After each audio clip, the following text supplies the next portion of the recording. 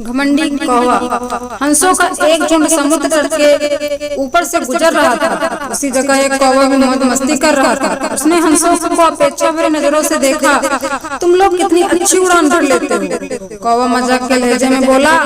तुम लोग और कर ही क्या सकते हो, बस अपना पंख फड़फड़ाकर उड़ान भर सकते हो। क्या तुम मेरी तरह फुर्तीली से उड़ सकते हो, मेरी तरह हवा में कलाबाजियां दिखा सकते हो? नहीं, तुम तो ठीक से जानते भी नहीं उड़ना किसे कहते हैं। कौवे की बात सुनकर एक वृद्ध हंस बोला, ये अच्छी बात है कि तुम ये सब कर लेते हो, लेकिन तुम्हें इस बात पर घमंड नहीं करना चाहिए। मैं घमंड नहीं जानता। अगर तुम में से कोई भी मेरा मुकाबला कर सकता है तो मेरे सामने आए और मुझे हरा कर दिखाए। एक युवा नरहंस ने कौवे की चुनौती स्वीकार कर ली। यह तय हुआ कि प्रतियोगिता 2 चरणों में होगी। पहले चरण में कौवा अपने करतब दिखाएगा और हंस को भी वही करके दिखाना होगा, और दूसरे चरण में कौवे को हंस के करतब दोहराने होंगे। प्रतियोगिता शुरू हुई। पहले चरण की शुरुआत कौवे ने और एक से बढ़कर एक कलाबाजियां दिखाने लगा। वह कभी गोल गोल चक्कर खाता तो कभी जमीन छूते हुए ऊपर उड़ जाता। वहीं हंस उसके मुकाबले कुछ खास नहीं कर पाए। कौवा अब और भी बढ़ चढ़कर बोलने लगा, मैं तो पहले ही कह रहा था कि तुम लोग कुछ भी नहीं आता। ही। फिर दूसरा चरण शुरू हुआ। हंस ने उड़ान भरी और समुद्र की तरफ कौवा उसके पीछे हो लिया।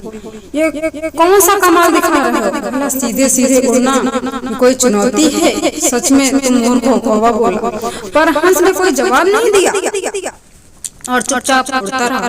धीरे धीरे वे जमीन से बहुत दूर होते गए और कौवे का बड़बड़ाना भी कम होता था और कुछ देर में बिल्कुल ही बंद हो गया। कौवा अब बुरी तरह थक चुका था, इतना कि अब उसके लिए खुद को हवा में रखना भी मुश्किल हो रहा था और वो बार बार पानी के करीब पहुंच जा रहा था। हंस कौवे की परिस्थिति समझ रहा था और उसने जान बनते हुए कहा, तुम बार बार पानी क्यों छू रहे हो? तो ये भी तुम्हारी कोई कर्तव्य है? नहीं वो कौवा वाला, मुझे माफ कर दो, मैं अब बिल्कुल थक चुका हूँ और यदि तुमने मेरी मदद नहीं की तो मैं यहीं दम तोड़ दूंगा। मुझे बचा लो, मैं कभी घमंड नहीं दिखाऊंगा।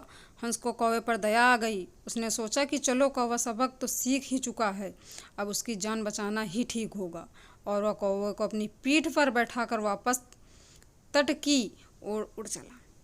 दोस्तों, हमें इस बात को समझना चाहिए कि भले हमें पता ना हो, पर हर किसी में कुछ ना कुछ क्वालिटी होती है जो उसे विशेष बनाती है, और भले ही हमारे अंदर हजारों अच्छाइयाँ हों, पर यदि हम उस पर घमंड करते हैं तो देर सवेर हमें भी कौवे की तरह शर्मिंदा होना पड़ता है। एक पुरानी कहावत भी है, घमंडी का सर हमेशा नीचे होता है। इसलिए ध्यान रखिए कि कहीं जाने अनजाने आप भी कौवे वाली गलती तो नहीं कर रहे हैं। अगर यह कहानी आप लोगों को अच्छी लगी हो तो प्लीज़ हमारे चैनल को लाइक, सब्सक्राइब और